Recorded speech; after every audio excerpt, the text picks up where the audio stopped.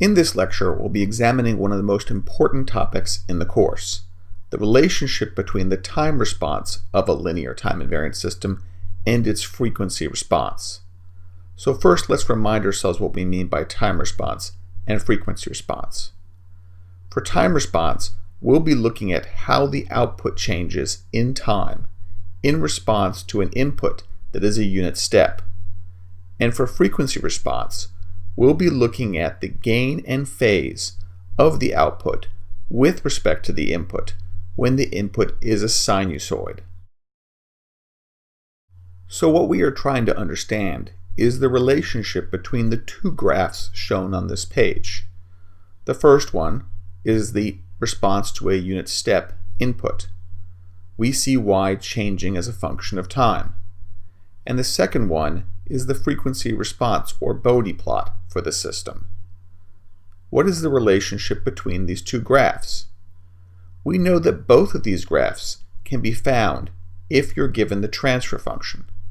So, in theory, one could take the unit step response, find the transfer function, and then draw the frequency response.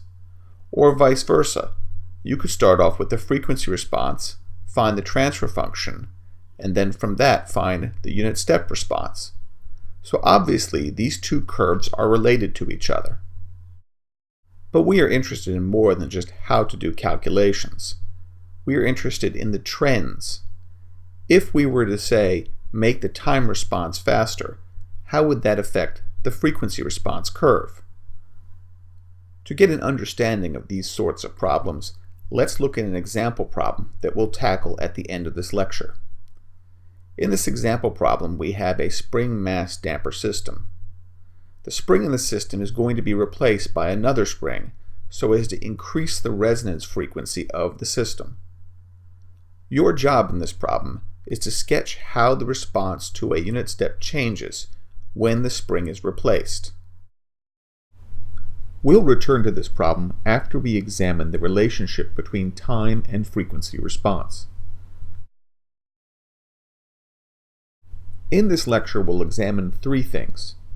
First, the DC gain of a system and how it's related between the time and frequency response.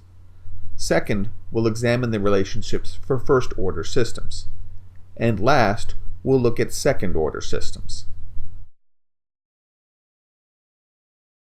Let's begin our examination of the relationships between time and frequency response with DC gain.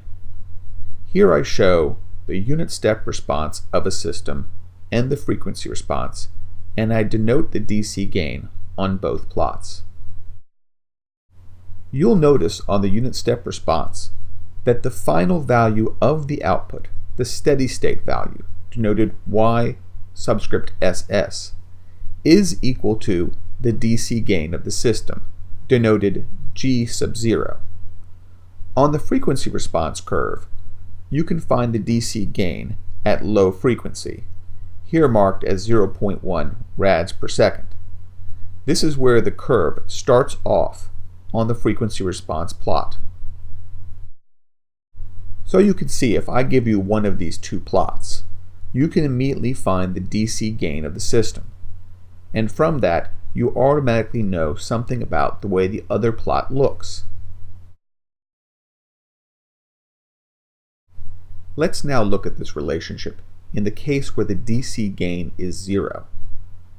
Now, if a system has 0 DC gain, then in response to a unit step, it will undergo some transient, but ultimately the steady state value will go to 0. For the frequency response plot, as we go to increasingly lower frequencies, the gain will continue to drop. On the log-log plot of the frequency response magnitude, you can expect to see a +1 or +2 slope in the case of 0 DC gain. We can't tell right away whether the slope will be +1 or +2 or even +3 because from the unit step response, we don't know how many zeros are at the origin, but we do know there's at least one. If you're given a frequency response plot which shows a +1 or +2 slope, at low frequency, you can be certain that the unit step response will go to 0 as time goes to infinity. The system here will have a steady state output of 0. Now you should be aware that the frequency response plot that I'm discussing here is either high pass or band pass. It's not a low pass frequency response. So when we have a high pass or band pass system, we know the unit step response will go to 0 in steady state. We just examined a system with a 0 at the origin. Let's now look at one with a pole at the origin. Now, if a system has a single pole at the origin, we know it will have integral action, and then the output will increase as time goes to infinity as a ramp, because this mode will be dominant. In the frequency response plot, we'll see the gain go to infinity as the frequency goes to 0. That is, we'll have a -1 slope at low frequency. This sort of system is said to have infinite DC gain. Now, if the system had 2 poles at the origin, that is, 2 integrators, we can expect that the unit step response will ultimately increase in a quadratic manner. The frequency response plot would then have a -2 slope at low frequency. I hope that you see that if you're given a unit step response, or if you're given a frequency response curve, you can easily determine what the DC gain is, whether it's finite, 0, or infinite, and that will automatically tell you something about the other curve. Now let's look beyond the DC gain to how the shapes of the step response and frequency response curves are related. Now, to solve this problem, we have to actually look at simplified versions. We'll start with the first order systems.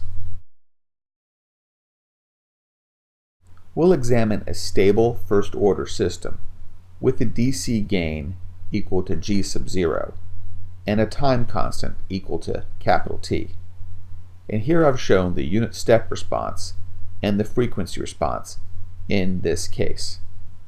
Let's look at the frequency response first, on the right. You'll notice at low frequency, the gain is equal to G sub 0, and then it proceeds to not change until we get to the frequency 1 over capital T, where capital T is the time constant. At that point, the slope changes, and because there's a single pole at -1 over capital T in the case of a stable first order system, we know that the slope decreases from 0 slope to a -1 slope. For the unit step response on the left, we know that the steady state value will be equal to the DC gain, G sub 0, and so we expect y of t to go to this value in response to a unit step. But what about the time constant? How do we find it? If we take the initial slope of the step response, y of t, and we project it up to the final value of y of t, which is G sub 0, we'll find that those two lines intersect at the value of the time constant, capital T. And so if you're given the unit step response curve, one can easily pick off the DC gain and the time constant from the curve. That will automatically tell you what the frequency response curve looks like. Or alternatively, if you were given the frequency response curve for a first order system, you could easily find the DC gain, G sub 0, and the time constant, capital T, from the shape of the curve. That would allow you to sketch the unit step response for this system. Now let's look at second order systems. On the left, I show the unit step response for a typical underdamped second order system. And on the right, I show the corresponding frequency response plot. On this page, I've collected all the equations that we've had for the unit step response characteristics and the frequency response characteristics and provided them in one location. Let's start with the unit step response. We'll immediately find the DC gain from the steady state value. So y steady state is equal to g sub 0. We can find the time to peak and the peak value y max also from the curve. And we can approximate what the settling time is, capital T sub s. We know the relationships from our previous study of the unit step response of second order systems, and these relationships are given at the bottom of the page here. The relationships for the peak value of the output and for the time to peak are expressed in terms of the damping factor zeta and the undamped natural frequency omega n. So if you're given a unit step response, you can immediately pick off a number of important key points from the curve. You can get the DC gain value from the steady state. You can get y max, and you can get the time to peak. From y max and the time to peak, you're capable of determining zeta and omega n using the equations at the bottom of the page. Now let's turn our attention to the frequency response magnitude plot on the right. From this curve we can pick off a number of important points. First, we can get the DC gain by looking at the gain at low frequency. We can get the magnitude of the resonance and the frequency of the resonance, omega r, from the plot. Then, using the equations we had derived previously for the magnitude of the resonance and the frequency of the resonance, we can find the damping factor zeta and the undamped natural frequency omega n. These equations are provided at the bottom of the page. So let's examine how we can translate the data that we found on the unit step response to the frequency response curve. We'll use the following procedure. Using y max and y steady state, we can find zeta and the DC gain, G naught. Then from zeta, we can find the magnitude of the resonance, m sub r. And from the DC gain, we can figure out what the peak of the frequency response will be, G sub 0 times m sub r. Since we know zeta from step 1, and we found the time to peak, T sub p, we can determine the undamped natural frequency, omega n. Then, from omega n and zeta, we can find the resonance frequency, omega sub r. So now we've determined the DC gain, G sub 0, the peak value of the frequency response, G sub 0 times m sub r, and the frequency of the resonance, omega sub r, all from the unit step response. So we're capable of sketching the frequency response directly from data collected from the unit step response. Now let's suppose we want to try the reverse procedure. We want to go from a frequency response curve to the unit step response. How do we do this? This is fairly easy. We'll just reverse the procedure. We'll start off picking off the DC gain and the magnitude of the resonance peak. This will give us zeta from m sub r. Next, we'll pick off the resonance frequency, omega r, and we'll use it to find the undamped natural frequency, omega sub n. Then from the DC gain and zeta, we can find the peak response of the unit step response and the steady state value. So now we have y max and y steady state. Then we can find the time to peak from the values of zeta and omega n. So you see, it's not very hard to sketch the unit step response if you're given the magnitude plot of the frequency response for a second order system. Let's now note two important trends in these relationships between time response and frequency response. First, a system with higher overshoot in the time response will have a smaller value of the damping factor zeta. This means that the system will have a greater resonance peak in the frequency response. Second, if the system reaches its peak response in a smaller amount of time, this means that the system's resonance frequency will be higher. Let's now tackle the example that we started our lecture with. So if you recall the example, we had this spring mass damper system with an input force F and an output displacement Y. The spring in this system was to be replaced by another spring so as to increase the resonance frequency. We were asking how this changes the unit step response.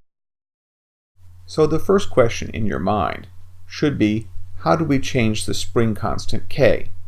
Do we increase it or do we decrease it in order to make the resonance frequency larger? Let's now work through this example. The first thing we'll do is we'll find the transfer function between the input force and the output displacement. And you've seen this many times before. It's 1 over ms squared plus cs plus k.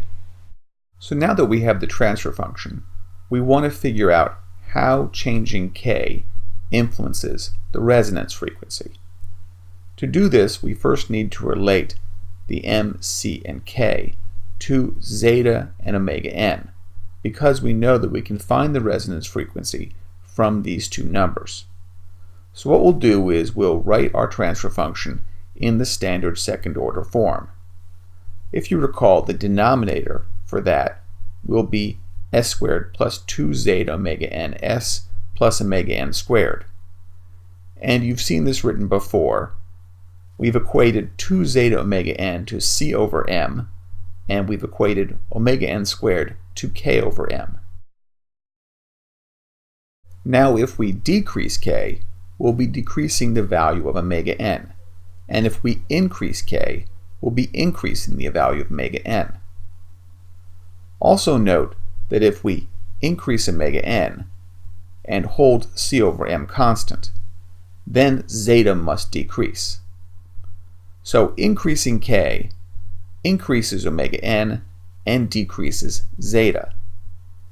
Now, since omega r is equal to square root of 1 minus 2 zeta squared times omega n, we find increasing k increases omega n, decreases zeta, and therefore increases omega r. So increasing omega r means the same thing as increasing k when we're holding m and c constant. So now we've translated what increasing omega r means. To increase omega r, we must increase k. Now, if we increase k, what does this mean? It's going to mean that the DC gain is going to become smaller. So we have lower DC gain when we increase omega r. Now, as I mentioned previously, if we increase k and aren't changing c or m, we know that zeta has to decrease, because 2 zeta omega n is equal to c over m, and omega n is increasing, and c over m is constant, so zeta must decrease.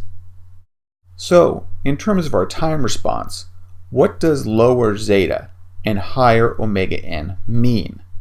How does this affect the time to peak and the overshoot? The answer is that lower zeta means greater percent overshoot. Furthermore, higher omega n and lower zeta means smaller time to peak. So now we've figured out how the change in the spring stiffness that occurs with increasing resonance, how it affects the time response to a unit step. It increases the peak response to the unit step. It decreases the time to peak, and it lowers the DC gain. So let's now look at our unit step response for the system with the original spring stiffness and with the new spring. Now we learned the new spring is going to be stiffer than the old spring, a higher value of K. With this higher value of K, we'll have a lower DC gain. So the step response will reach a steady state that is a lower value. With the new value of K, the system will have a quicker time to peak, and it will also have a larger percent overshoot. So pulling all this together, we can sketch out the time response to a unit step for the system with the new value of K and with the old value of K, and compare them. And this is indicated in the graph at the bottom of the page. This completes our example problem. You should make sure that you understand all the steps in this analysis. You should understand how the time response and the frequency response are interrelated.